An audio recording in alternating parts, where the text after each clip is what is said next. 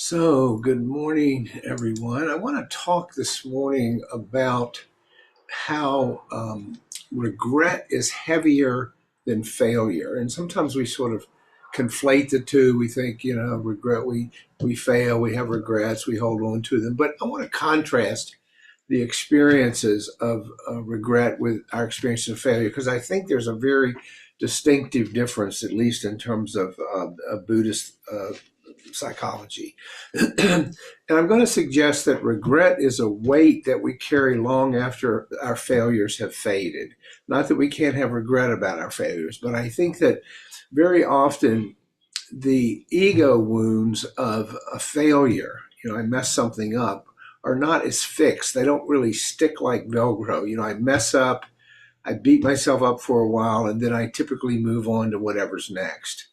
But with regret, we continually replay the what if question in our mind. We cling to unlived possibilities, which keeps us trapped in them.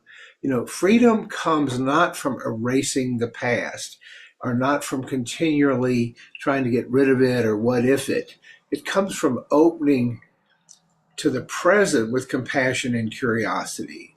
I recently spent an afternoon. What inspired this talk? I was sort of sitting in my office just staring at this spot of sunlight on the rug, and I was replaying a conversation over and over that I'd had, a very unsatisfactory conversation, the details of which are irrelevant. But it was just another chance to have done something differently or done something, maybe responded in a more clever way, or at least not what felt to me like an embarrassing way.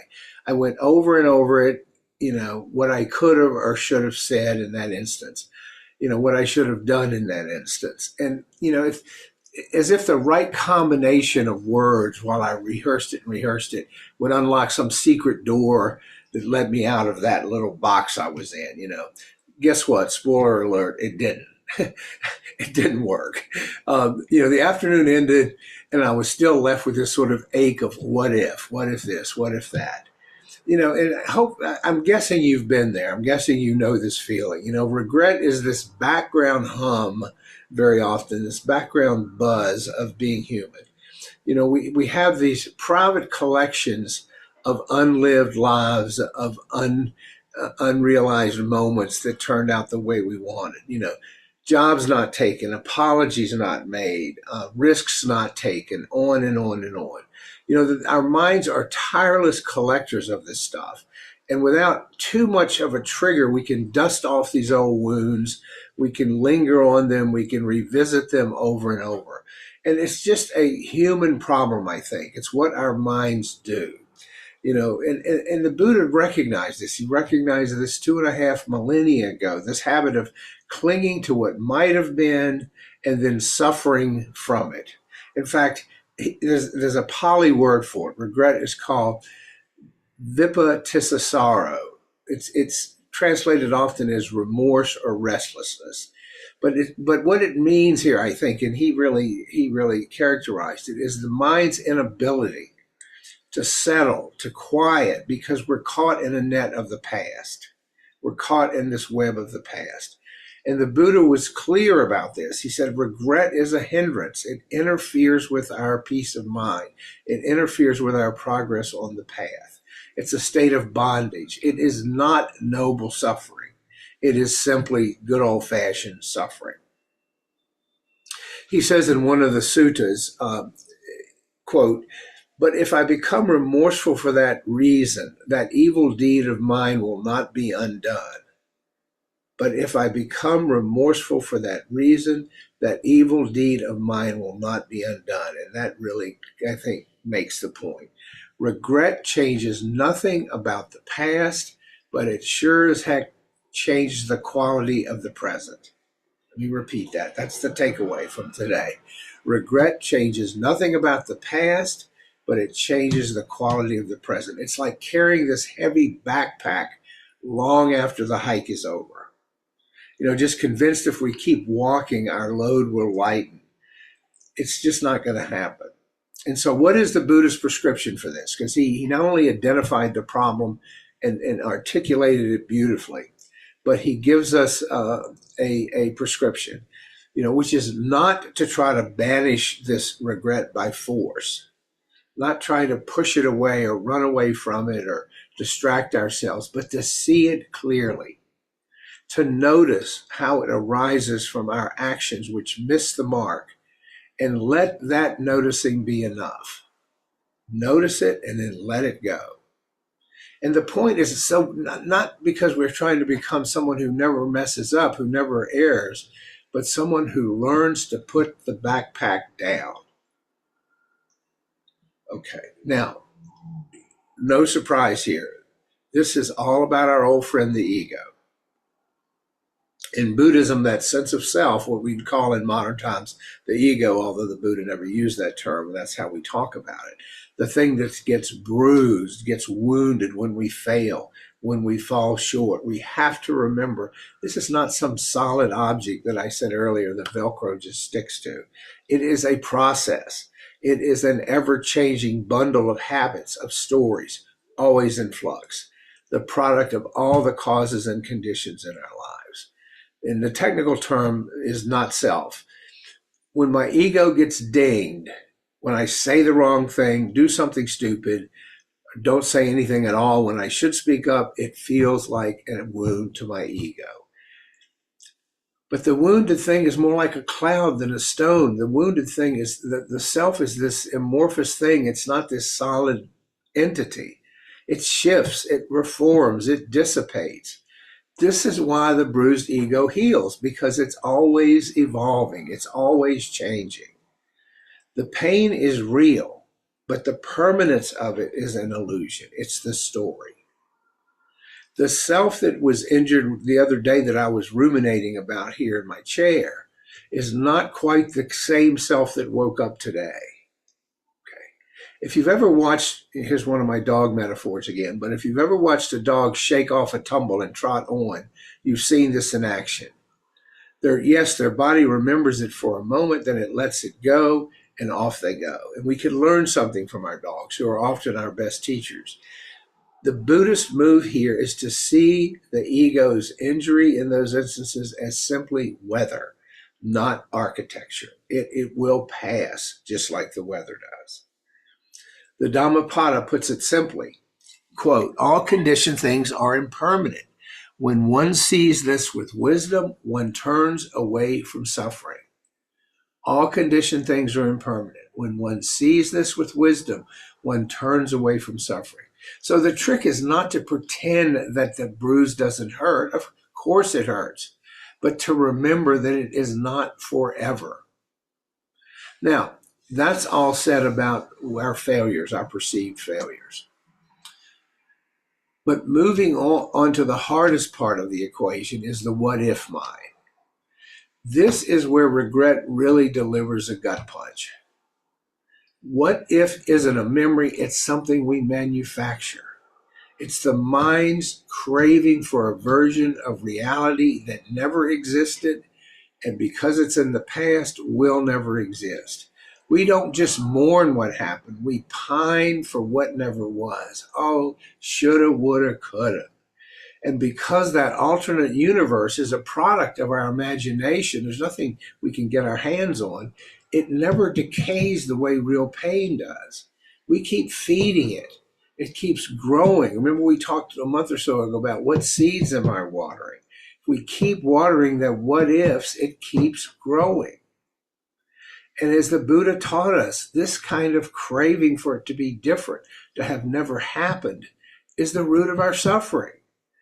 We cling to the fantasy of a different past, a better self, a more composed self, a world in which we never fail or never falter. It is an illusion. But think about if the what if is the closed fist, my closed fist analogy that I love, just gripping air. The more tightly we hold it, the more we suffer. But let's take a moment and I want to share with you what some very wise teachers had to say about this. Thich Nhat Hanh called this living in the past's shadow, holding on to these regrets. Pema Chodron reminds us that the need for certainty If I'd only done X, then Y would have happened is a trap every time.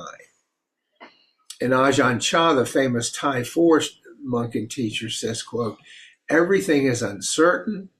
Peace comes from letting go of attachment to outcomes. And all of them could be understood in terms of past regrets. The what if never heals because there's nothing there to heal. It's not real. It is a story. It's a story we tell ourselves, and then we forget quickly that we're the author of the story. We begin to believe it. We identify with it. We think it's some kind of truth with a capital T. But there's this important but subtle distinction in Buddhist psychology between regret and remorse. Regret is very self-focused. It's very mired in the what if. It's oriented toward escaping from my own discomfort. It is my mind's way of punishing me for not being all-knowing and all-wise. Remorse is different. It is a compassionate acknowledgement. It sees the harm, it feels the sting, which then motivates the change, which is letting go. It sees the harm, remorse feels the sting, and it motivates us to let go. Because remember, the Buddha never asked us to be perfect. He asked us to be honest, to see things with clarity. So, for instance, when we see that we've caused harm by either action or inaction, we acknowledge it. We make amends if we can, and then we resolve to do better. And then we loosen the grip. Then we open the hand. Remorse is the open hand. Regret is the closed fist. That's how I like to remember this. Remorse is the open hand. I can make amends. I can try to fix it the best I can and move on. Regret is gripping it tightly in the closed fist. Now, this is not an easy practice because our minds love to resist old wounds. We love to pick at scabs. We love to revisit this stuff because we think we can fix it. What a crazy notion when we step back and look at it.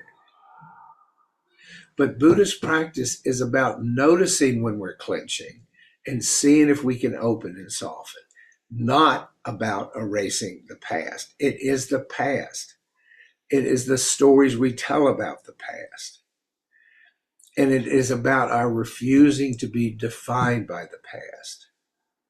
You know, very often people that have just a superficial awareness of Buddhism think it's a philosophy of detachment where we just, detach from everything. We just rise above it. Completely misses the point. Because the middle way that the Buddha taught is not about indifference. It's about balance. Failure is not a verdict on our self-worth. It is a teacher. The pain of falling short is very real. It hurts, but it's instructive. And if we take advantage of that, we learn, we adjust, we let go, and then we move on. Because remember, the Buddhist path is not about self-condemnation. He never asked us to do that. He never asked us to engage in denial, but rather he asked us to cultivate the willingness to meet each moment as it is with curiosity and kindness toward ourselves especially. So when we fail, yes, we feel the bruise. Yes, we learn what we can, and then we let it go. Note that I said we feel the bruise. That is part of the deal. There's no escaping that. But the only thing heavier than failure is the refusal to put it down. And the regret is what pulls us backwards into it. Every time. What if pulls us sideways into this parallel universe that never really existed? It's a figment of our imagination. And what if removes us from the only place where healing and action are possible, which is the present moment, right now. Buddhist practice is at its core the art of returning to the now, to the present, to the breath, to the body, to the patch of sunlight on the floor, to this moment, which is the only one we ever get. Thich Nhat Hanh called this touching the present deeply. And again, it's not about forgetting the past, but it is about refusing to live there. How many of us live there? What if I done that? Should have done this? Could have done the other? What if, what if, what if, what if? It is a torturous internal monologue. Yes, the mind will wander. Yes, it'll start to go there. That's what our minds do. But our practice is to notice when that starts to happen, very gently come back to the moment. That's why in our meditation, we continually come back to the breath. It's a practice to dig that groove in our brain to come back, to come back. So here's the challenge for today. The next time you find yourself clenching around a what if, where you're replaying a conversation, rewriting a scene, wishing for a different end to your movie, see if you can open your hand. Notice the weight of the regret, how heavy it weighs on us. Notice the ache of the bruise, the pull of the story. And then just in that moment, let it be. Let the past be past. Give up that regret. We don't have to fix it because we can't fix it. We don't have to forgive ourselves on command in some rigid way. We just notice the difference between that tightly closed, clinging fist and the open hand and just see what happens. Maybe nothing, maybe everything. But when I find when I can do that, I can just feel the weight come off of me. Regret is heavier than failure because it is a burden that we choose to carry. It may not always feel like a choice, but if we step back, that's what we're doing long after the moment has passed. So the takeaway message is ego wounds heal because those are our little failures or big failures because the self is not fixed. What if doesn't heal because it's the story we keep telling ourselves. And the path we're on is not about erasing the past, but it is about loosening the grip of the past. It is about opening the hand and returning to the present moment, which is where we find freedom. So that's regret versus failure today. Let me stop this.